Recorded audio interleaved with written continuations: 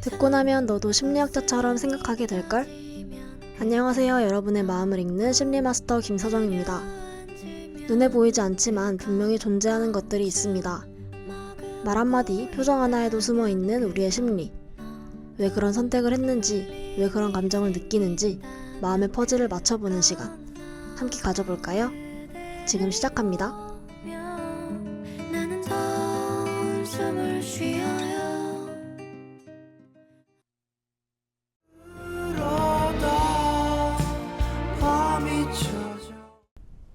안녕하세요. 반갑습니다. 여기는 여러분의 지적 감성을 살짝 톡하고 자극해줄 알고 보면 쓸모있는 심리학 잡학사전. 저는 여러분과 함께할 심리마스터 김서정입니다. 드디어 길고 길었던 중간고사가 끝났네요. 모두 고생 많으셨습니다. 혹시 시험기간 내내 밤샘 공부에 지쳐 쓰러져 있던 나 자신을 다독여주는 시간을 가지셨을까요? 지난 5화에서는 누구에게나 해당되는 보편적인 말이 나만을 위한 이야기처럼 들리는 심리, 반음효과에 대해서 이야기했었죠. 그 현상이 우리가 타인의 이해와 위로를 갈망하는 마음에서 비롯될 수 있다는 이야기를 나누었었는데요. 반음효과를 건강하게 다루면 오히려 나를 더 잘 이해할 수 있다는 멋진 청취자분의 사연도 함께 나누면서 많은 걸 느꼈습니다. 그렇다면 오늘은 어떤 주제로 이야기를 나눠볼까요? 이번 6화에서는 바로 생존자 편향이라는 심리에 대해 이야기를 해볼 거예요. 오늘도 심리 잡학사전부터 여러분이 보내주신 고민이나 경험을 함께 나눠보는 마음의 메모, 마지막으로 가볍고 재밌게 즐길 수 있는 무의식 잡학사전까지 함께 즐겨보자고요. 그럼 지금부터 알고 보면 쓸모있는 심리학 잡학사전 알쓸신잡의 6번째 페이지를 천천히 넘겨볼까요?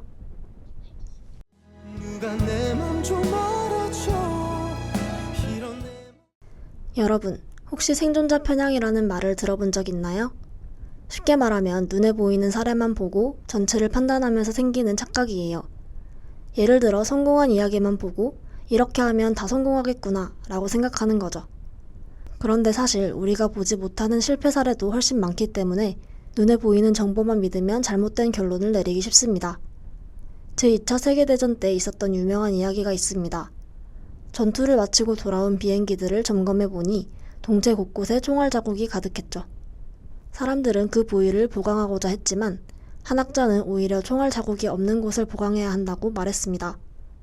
총알을 맞고도 돌아온 비행기는 살아남은 경우이지만 총알을 맞고 돌아오지 못한 비행기는 우리 눈에 보이지 않기 때문이에요. 즉 우리가 보고 있는 건 생존한 사례뿐이라는 거죠. 이 이야기는 단순히 전쟁의 통계를 넘어 우리가 세상을 바라보는 방식에 깊은 깨달음을 줍니다. 우리는 종종 보이는 것만 믿고 판단하곤 합니다. 성공한 창업자의 인터뷰나 합격 후기만 가득한 SNS를 보며 나도 저렇게 하면 잘 될 거야. 왜 나만 뒤처졌을까 생각하지만 그 뒤에는 수없이 많은 실패와 좌절이 숨어 있습니다. 유튜브나 책에서 유명인의 성공 습관만 따라하는 것도 마찬가지예요. 그 사람이 성공할 수 있었던 환경이나 배경은 보이지 않는데 눈에 띄는 몇 가지 행동만 따라하다 보면 현실과 맞지 않아 쉽게 지치게 되죠. 그래서 우리는 항상 보이지 않는 것들을 떠올릴 필요가 있습니다.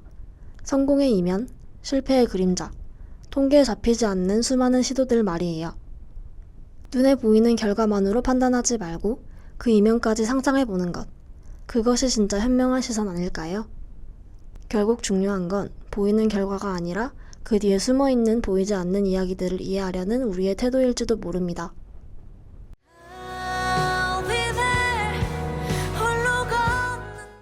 그렇다면 우리는 이 생존자 편향을 어떻게 피할 수 있을까요?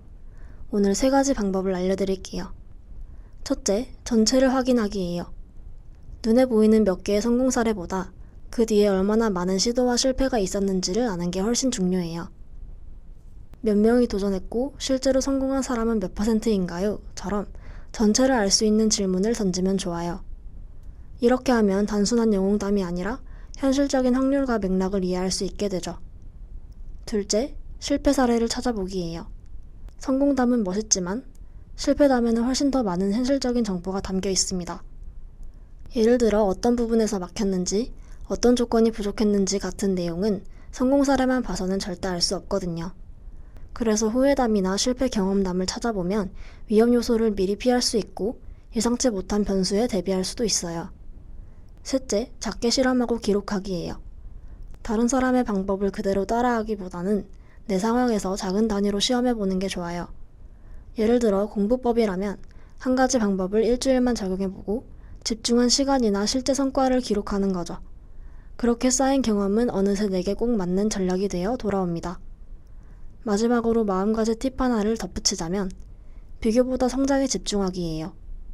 SNS에서 누군가의 성공글을 보고 불안해하기보다 그 사람이 어떤 과정을 거쳤을지를 떠올리면서 내 상황에 맞게 실천 계획을 세우는 게 훨씬 생산적입니다. 또 필요하다면 진로센터나 선배에게 피드백을 받아서 내가 할 수 있는 구체적인 방법을 확인해 보는 것도 좋아요. 이렇게 전체를 보는 눈을 기르고 나면 보이는 결과에 휘둘리지 않고 자신만의 속도로 나아갈 수 있습니다. 결국 중요한 건 남과 비교해서 빠르게 가는 게 아니라 나를 더 잘 이해하면서 꾸준히 성장하는 거예요.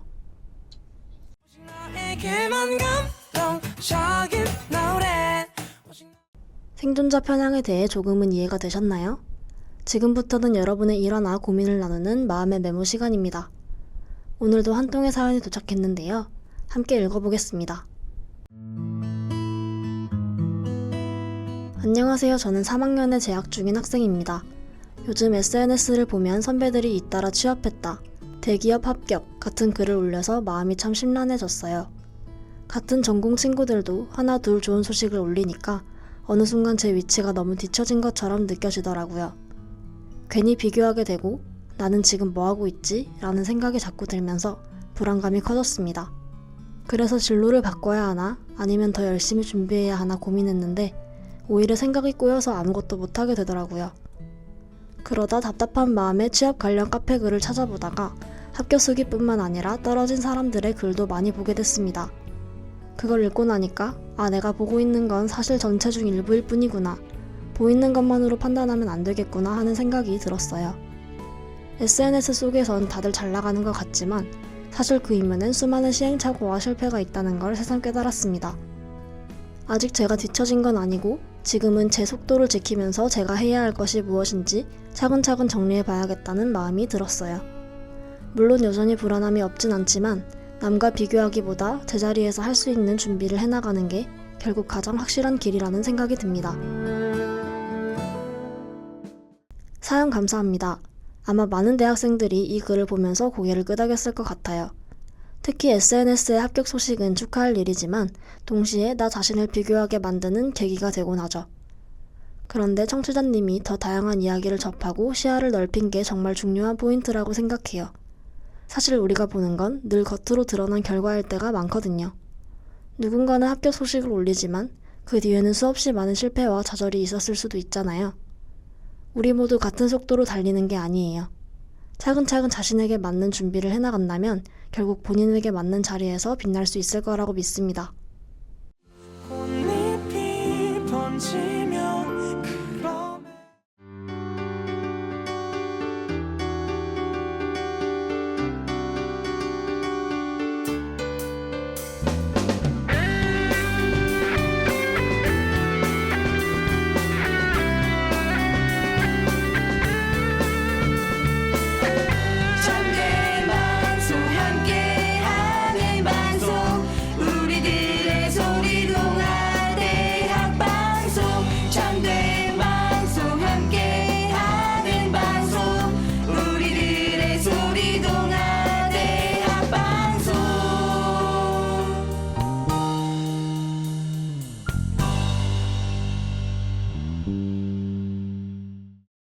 함께 즐기는 무의식 잡학사전 시간이에요.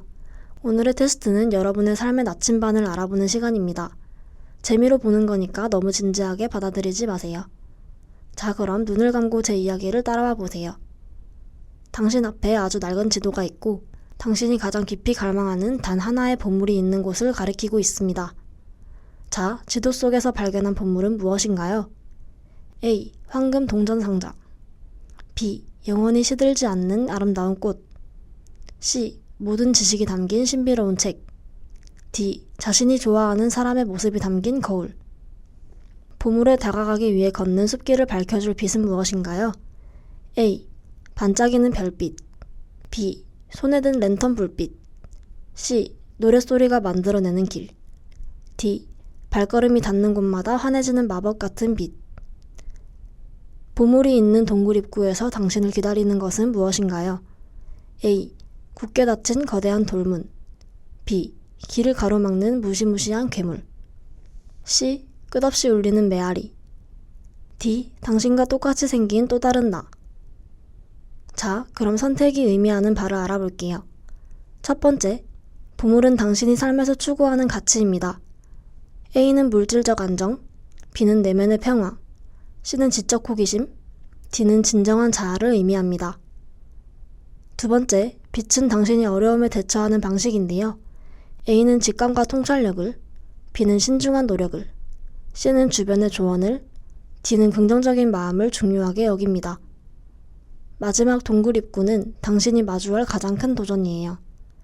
A는 현실의 한계를, B는 예상치 못한 장애물을, C는 내면의 목소리를, D는 자기 자신과의 싸움을 의미합니다. 어떤 길을 가든 어떤 보물을 찾든 모두 의미가 있습니다. 이 테스트가 잠시나마 여러분의 내면을 비추는 작은 지도가 되었기를 바랍니다.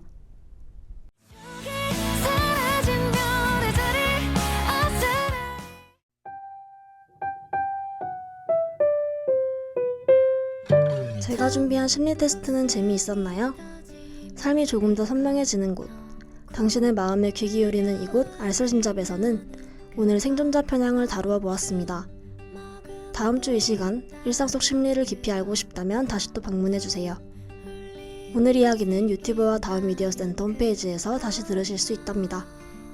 지금까지 제작과 송출의 황수빈 PD, 저는 심리마스터 김서정이었습니다. 다음에 또 만나요. 안녕.